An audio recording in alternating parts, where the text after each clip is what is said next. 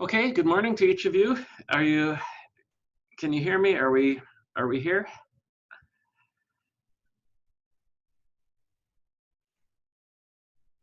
Hi, hi. Um, okay, so it looks like we have Cassie and Serena and Josie. Uh, yeah, welcome. So let's see. So my plan was actually for starters. So Josie, do you know Cassie or Serena or not particularly? No, okay. Yeah, it's easy for me since I know all of you to think everyone knows each other, but maybe there aren't any overlapping classes. So I had sent this out to a few more people. We'll see. There's others may join us, but I know you guys particularly were interested, Serena and Cassie. And Josie has class at 10, so we will make sure that we're done before then. My goal basically was last year. Did either of you? I think Josie, you were there last year, right, when we met with Marshall and Ellie? Yeah. I don't think I could make it last year. I think I had class. Okay. Serena, you were there? Okay. Yeah. So my goal is just to facilitate sharing of information. Welcome, Danny. You can turn on the screen if you wish, if you're able to. If not, hi. So basically just a chance for people who are planning or thinking about applying to OT programs to hear from those who have. So last year we had Marshall and Ellie who both were accepted into OT programs. We met here in Simperman and basically they did most of the talking as far as how did they succeed, because basically they and now Josie are in a position that some of you would like to be in a couple of years perhaps. And so just to learn more about the process. So I know Cassie and Serena are on my list of OT interests. I'm just going to look here just a sec.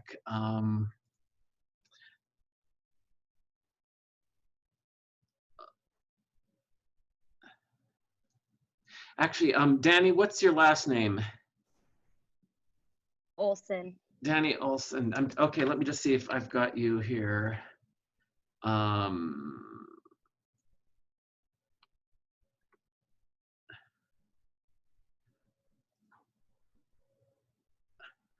Okay, I will.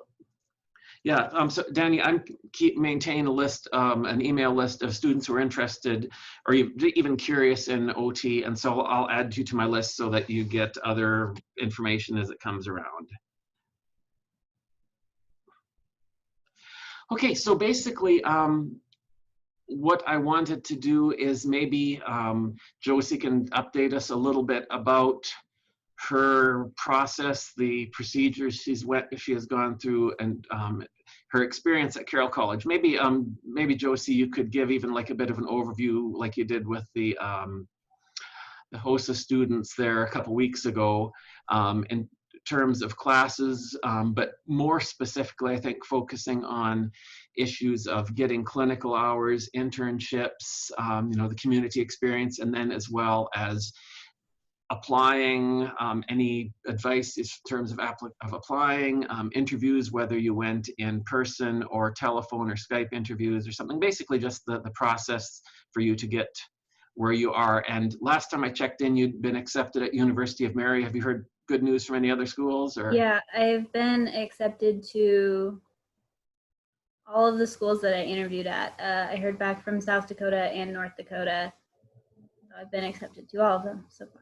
So you've been accepted to University of Mary, North Dakota, and South Dakota? Mm-hmm. Okay. Which one are you leaning towards at this time? Are you still waiting for others to hear back? I think I'm gonna go North Dakota, but the campus in Casper. So. Okay. Okay, Casper. That's yeah. We had a student a few years ago went there. I'm pretty sure Jacob Horn in Casper, Wyoming. Yeah. Mm-hmm. Okay. So just tell us a little bit more. And I'm going to not do much of the talking, but Cassie, Serena, and Danny, this is your chance to talk to someone who's been there and done that or doing that. So go for it, Josie, and the others of you chime in, or I will on occasion as well. Okay. So I guess I'll start with the classes. I think the health science track it covers a lot of the classes that you need, so a lot of it's already covered and you don't have to worry about it. But there was a couple schools that I looked at that required like a random other class. Like I think one of them was like brain and behavior for one of the ones that I like just applied to. So I'm in brain and behavior right now, but that's not like a common one that most schools would require.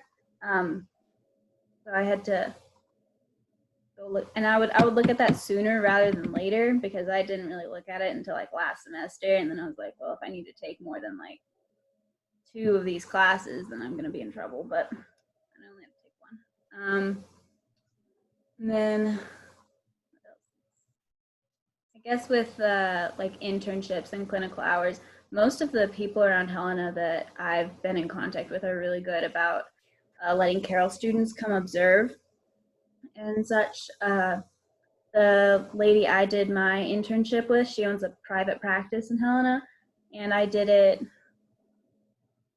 It was spring semester, my junior year, and then I've just been working with her ever since then.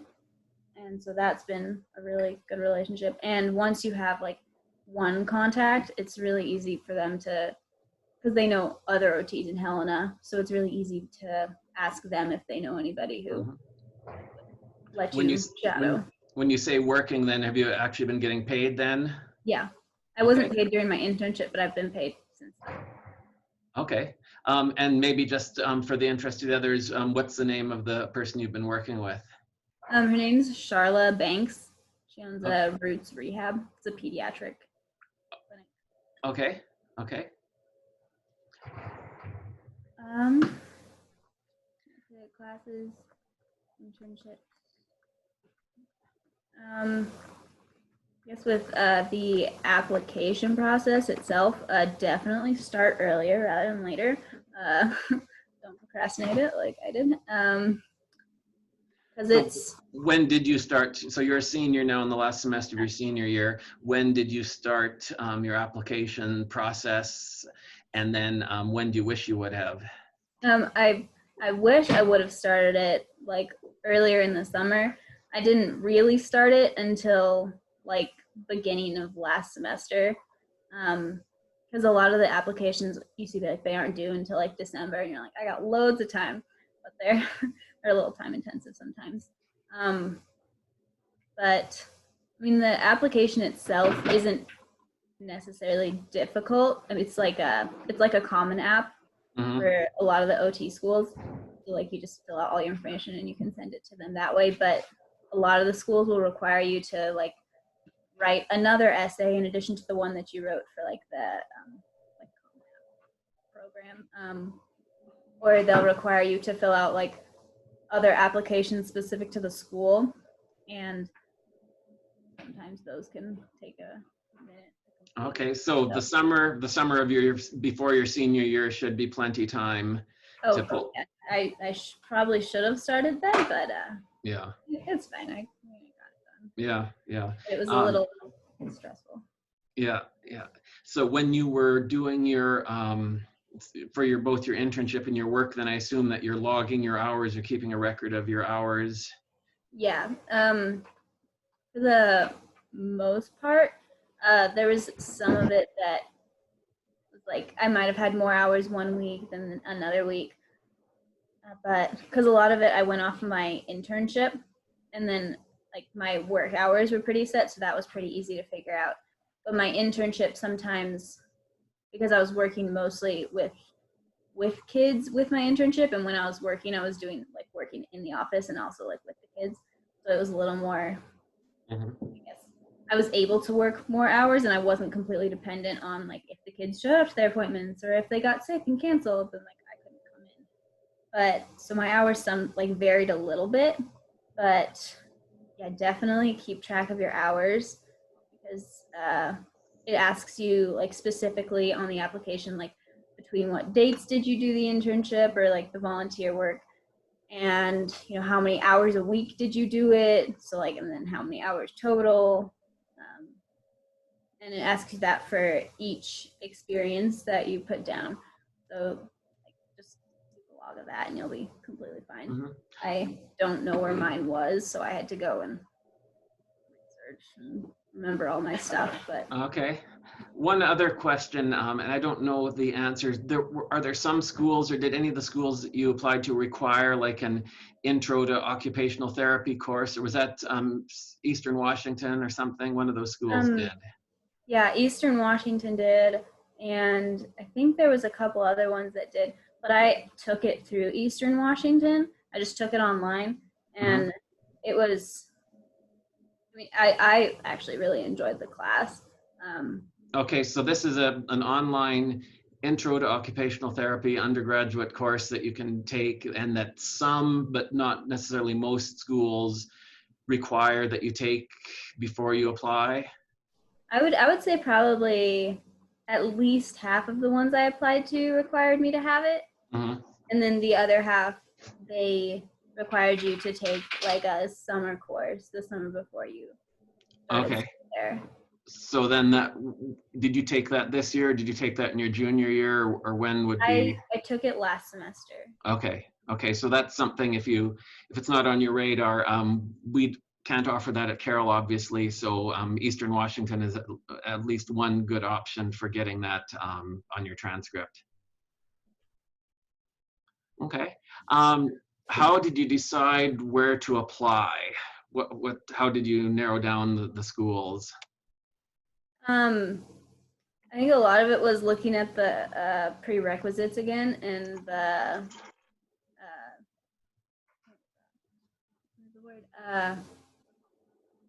all the requirements for it. Like some of them required, like there was one school that required like it was a lot of internship or like work experience hours in like 3 or 4 different settings, and it's kind of Mm-hmm. opinion, but So you talked about working with kids. Did you have internship or work experience in any other settings, or mostly just yeah, with kids? I've also done a bit with home health and a bit with neuro, but those haven't been as much as the has because. Mm-hmm. So that speaks to probably, if as you're planning your internship or making contacts in the community, it's going to look even better or make your application even stronger if you can say, yeah, I've worked with kids, I've worked with older people, I've worked with rehab or neuro or something like that. It tells the applications committee, hey, this person is interested in OT and they've had at least a little bit of exposure to some of those major areas, and that's going to look good as opposed to someone who just has a few hours in one setting. Mm-hmm. Yeah, a lot of them, like it was like they want like a certain number of hours, and then it was usually said like preferred in like 2 or 3 settings. Mm-hmm.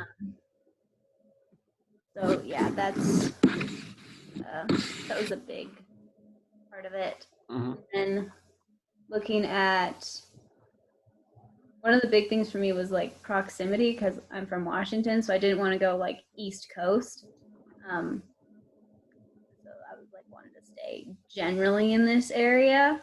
Mm-hmm. So that was a big factor for me as well. Yeah, and that's, depending on your situation or your interest. Most of the students, I've been an OT advisor, I think, for 3 years, and most of the students are in the Northwest and the Mountain West. Although last year, and some of you have met him, Marshall Dumas went to Belmont University in Nashville and really likes it there. So depending on your comfort level with going farther afield, don't necessarily rule out schools that may catch your interest or that you hear about in the the South or the Midwest or even the East Coast. It can just give you a different perspective, although it might be a little bit intimidating initially. Say, hey, I'm moving to New Hampshire or something like that, and you might think, wow, that's far away, but it can be fun. I've been asking you a few questions. Cassie, Serena, or Danny, anything at this point before we talk more about the interviews and the schools themselves? How many total hours did you do for your application? Like how many hours did I spend on it? Or like for like job shadowing and such? Oh, okay. I think I I want to say I had over 200 with the pediatric one, but I also Okay. worked there like all summer, and that's like all I did. So that was a big contributor to that. But then my other ones, I probably had like probably between like 25 and 50. Okay. When did you start getting hours? My junior year, my internship was the first time that I started doing that.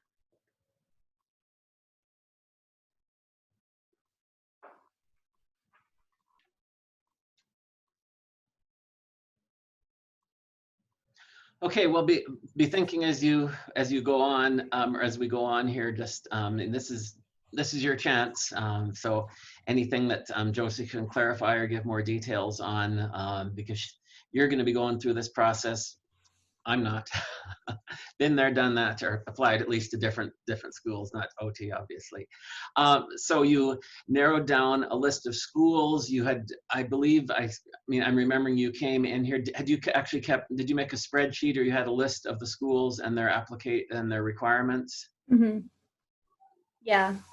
We made a spreadsheet for it, and it was just like the schools, and then it like went through like Yeah.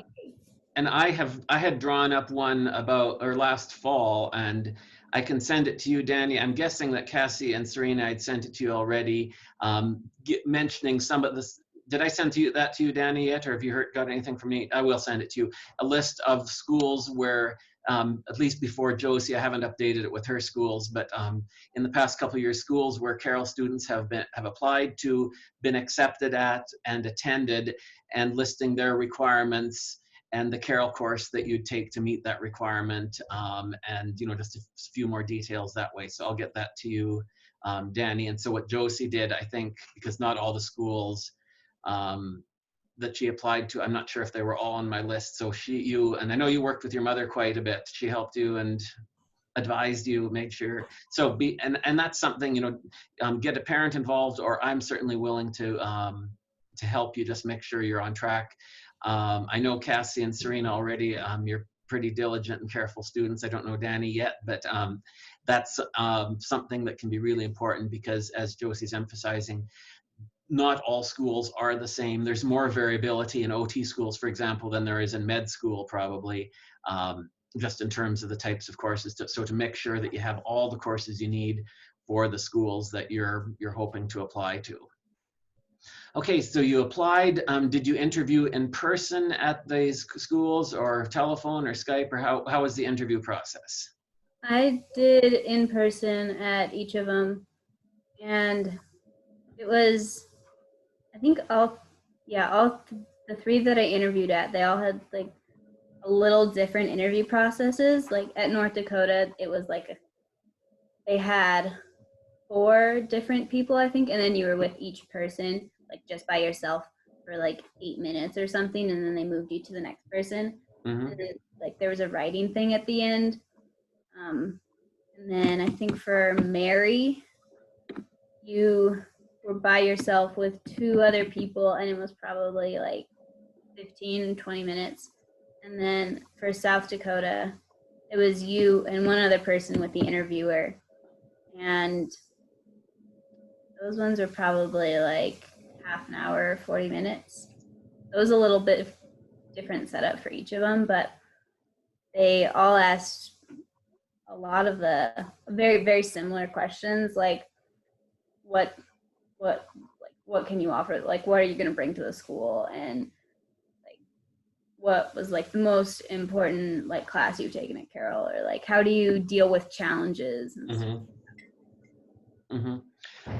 Something I haven't done previously, but I'm willing to do for Cassie or Serena or Danny when you're getting ready to apply. I'd be happy to do sort of a mock interview with you.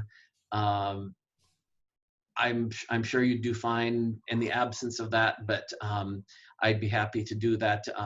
Just compile some questions just to give you practice, sort of thinking in that type of a setting. And what I should do is, Yeah, so as we're thinking ahead for next year, so Cassie, are you a sophomore this year? Yes. And Serena also?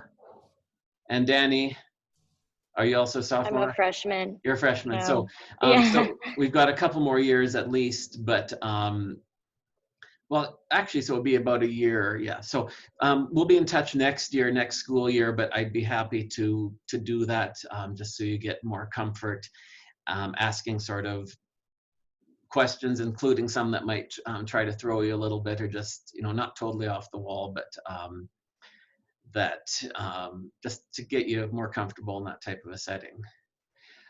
Okay, so Josie, you visited all those places. Of those three, which, so you're leaning towards North Dakota. Tell us a little bit about your impressions of North Dakota, South Dakota, and Mary in terms of the schools, because it's possible some of you who haven't applied yet might be considering those schools. What were your thoughts on the various schools?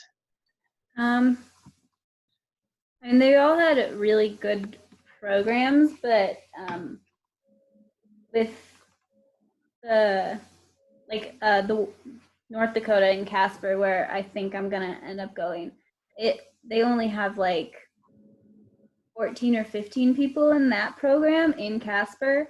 Like they have the main ones in Grand Forks, and I think they have like maybe like 30 in that program.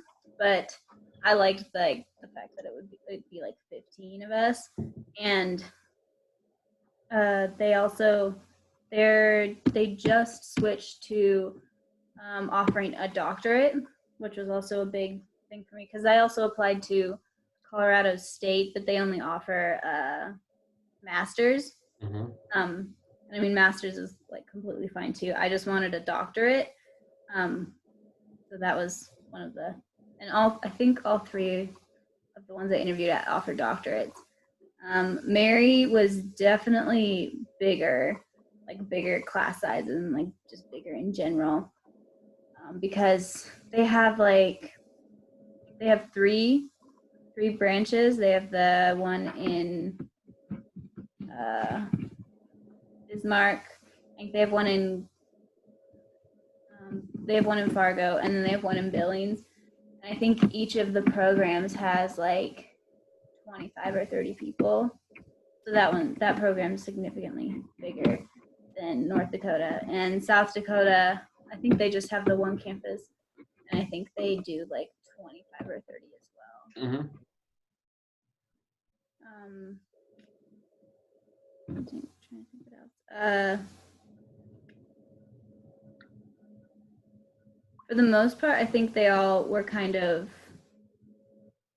like, I guess, like secluded on their own, except for like University at like South Dakota's program. They had like a whole like wing in a building that was like theirs, like all their classrooms and all their labs and like all the professors' rooms were over there.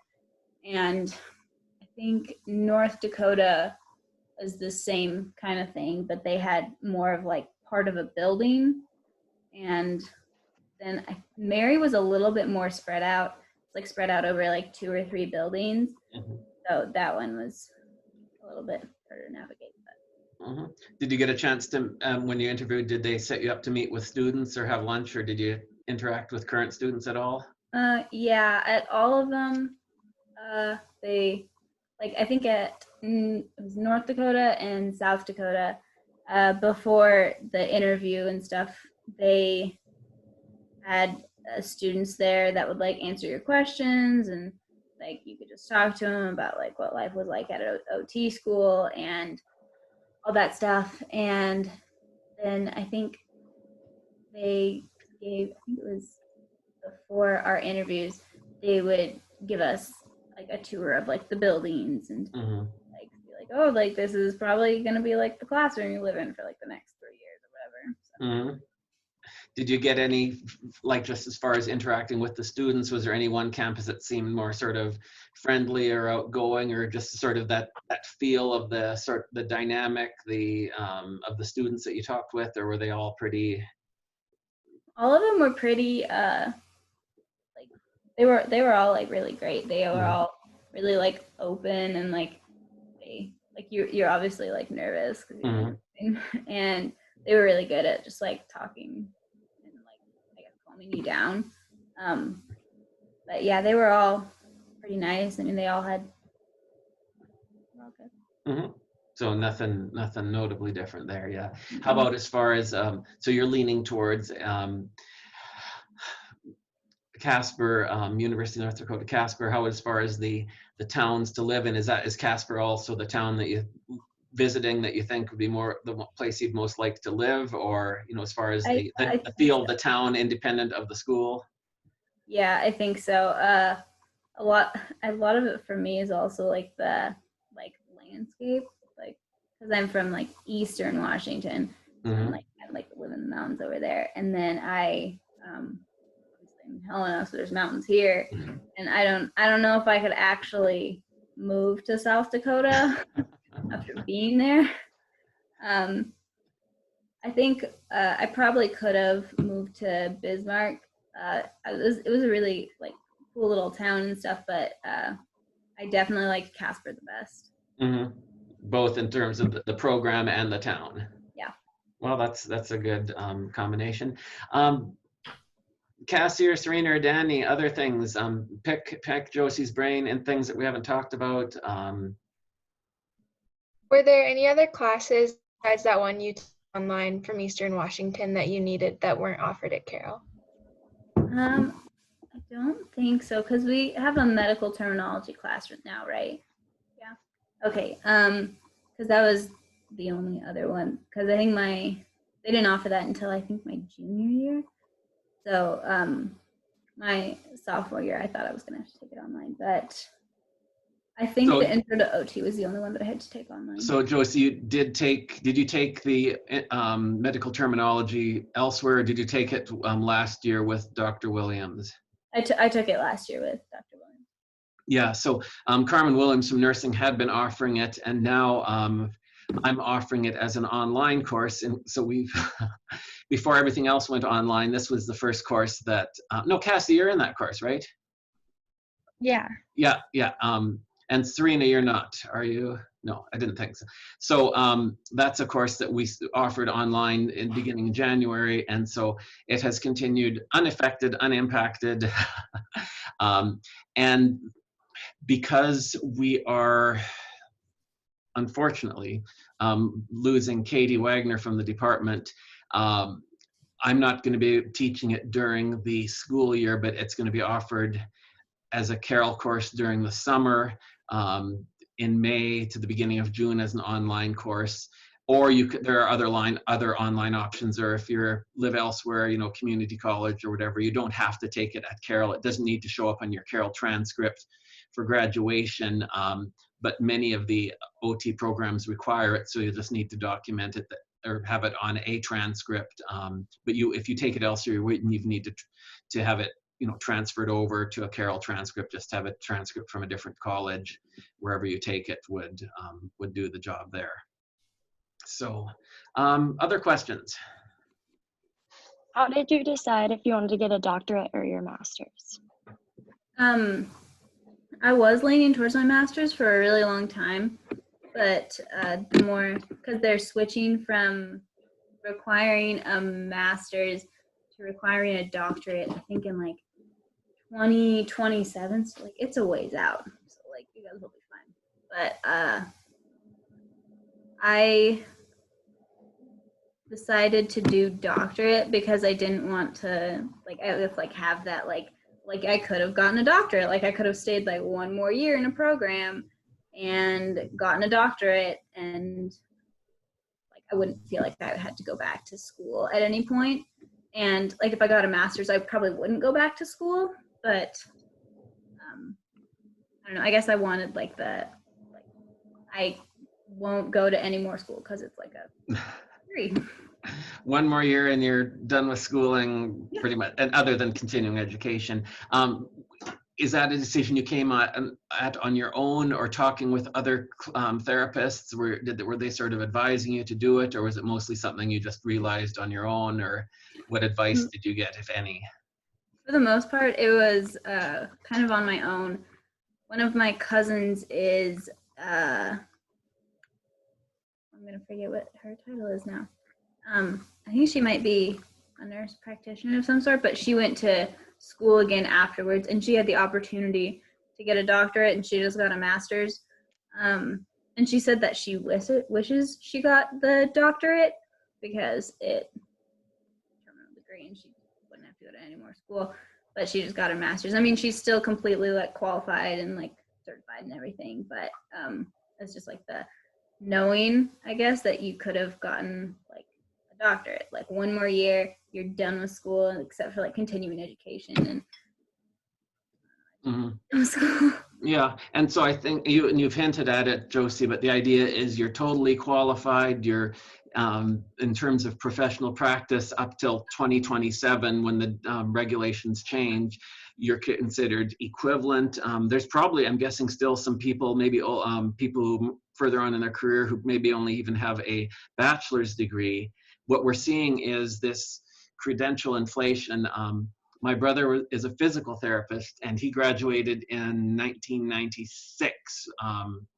And at that point in the mid 90s, they were transitioning from bachelor's being the entry-level credential or I'll say the required credential for physical therapy to master's.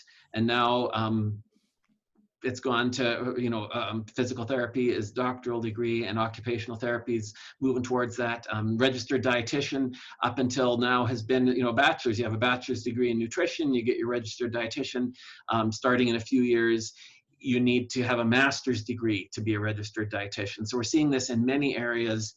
Basically, it's an attempt, I think, to elevate some of these non-medical doctor professions so that they're viewed more as equivalent rather than having the doctor up here and then you've got the other people with their lower credentials. So you'd have Dr. Anhorn as the physical therapist or the occupational therapist, and and then additionally, something that hasn't been mentioned, there is a lot of need, at least currently, a lot of positions open for people wanting to teach in OT programs. Schools are starting OT programs. Rocky Mountain College just in the past few years has started an OT program. And so certainly if you anticipate or you're open to, that you may in the future want to teach, maybe as an adjunct, you're a practicing clinician, but maybe you teach a course at a local college, or if you want to be a faculty member, you'd want to have the doctoral degree in order to get an academic position, which some of you might be interested in or haven't totally ruled out. So that would be another reason. Other things? How did you prepare for your interviews? I just Google a list of questions that would be asked during OT interviews for grad school. And then I went through it and figured out what I would say for each of them. And then I had my roommates quiz me on them and basically do a mock interview with them. But I mean, other than that, I didn't do much else. And the main thing is, and the people who are interviewing you, they can tell, so Josie's got 200 plus hours, hey, this is someone who's interested, and you can talk about your experience. It obviously is a way for them to separate those who are serious from those who aren't, those who know what they want to do versus, oh, well, maybe I'll be an OT. But those attributes, that experience will come through very clearly to the interviewers, and you might be sort of feeling a little bit insecure and nervous, understandably, but if you were to see, so shall we say it from the other side, it becomes clear to the interview who is serious, who's interested, who's put in the groundwork, who's thought about it. And in my experience thus far at Carroll, and the numbers aren't big because OT doesn't have the profile that some of the other professions do, but each year we've had students applying, and now with Josie, everyone from Carroll College who has applied has been accepted to one or more schools. There's one girl I can think of, she graduated a few years ago and she worked, and I know she got accepted at one school. I'm not sure if she got accepted to others, but everyone else, I know for a fact has had a choice as to whether they go to this school or this school, meaning they've been accepted at, you know, more than one school. So if you followed Josie's advice, and with the background that you're getting here at Carroll, if you get, you know, do the legwork, get the internship hours, the volunteer, the work hours, the clinical hours, your chances of getting accepted at one or more schools are quite good. Yeah. And so Josie, I'm also talking about grades. I'm thinking back, you don't have a 4.0 GPA, do you? Mhm. No. No.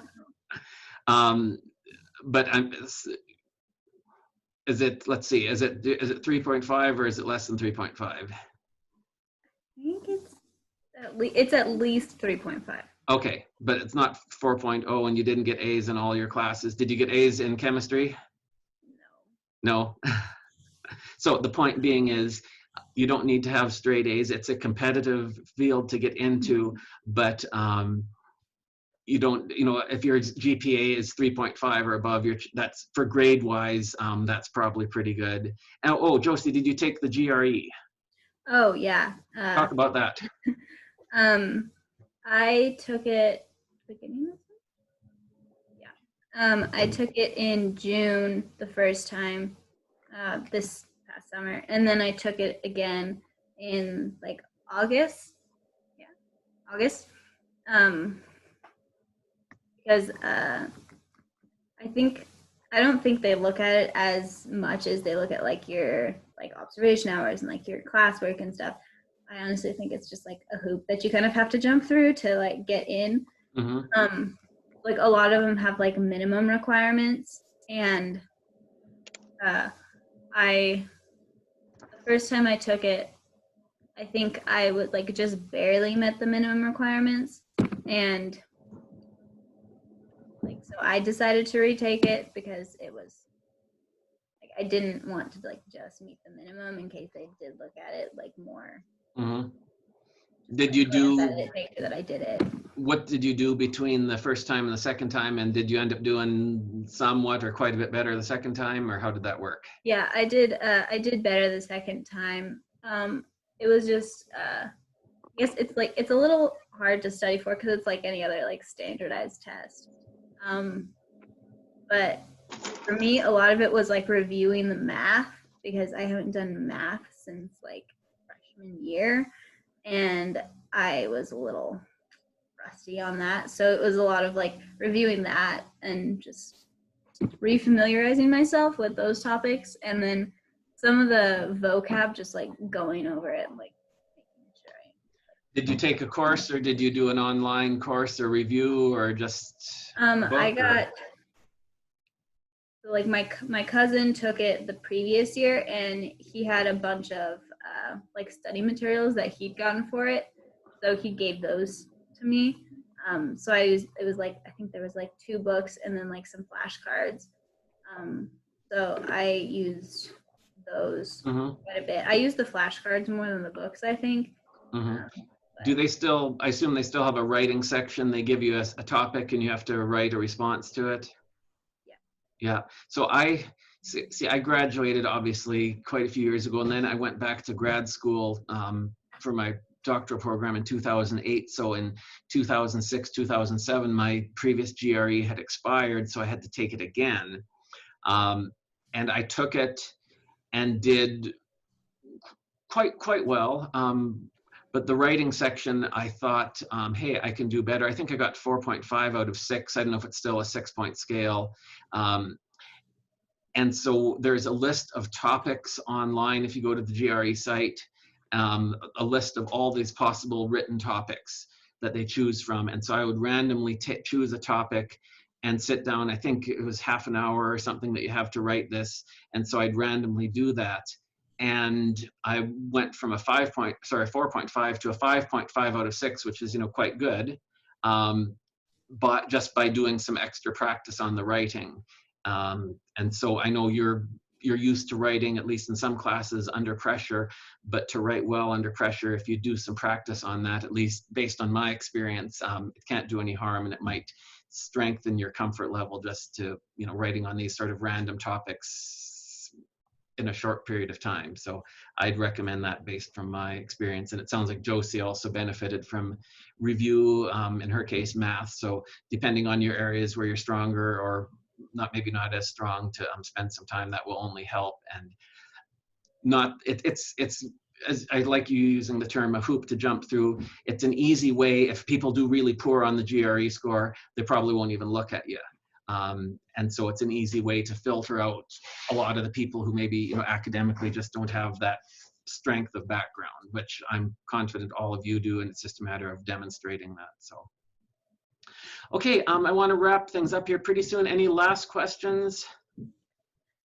Did you have any volunteer work or anything else that contributed to your application, or did you just have your internships?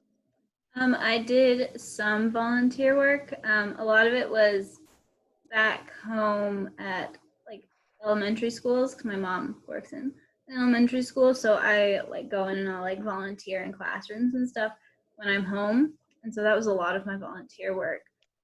But yeah, I think like for the most part, it was mainly my internship that I focused on.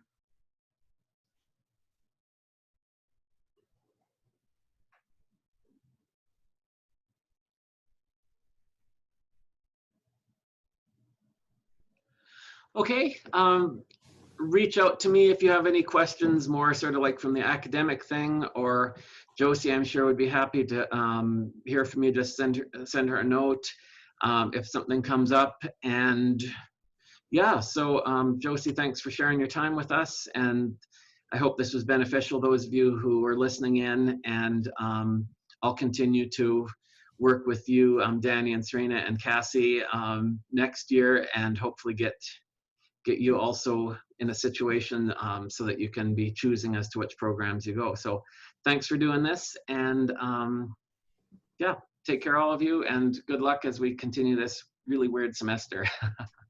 Bye. Thank you. Thank you. Thanks.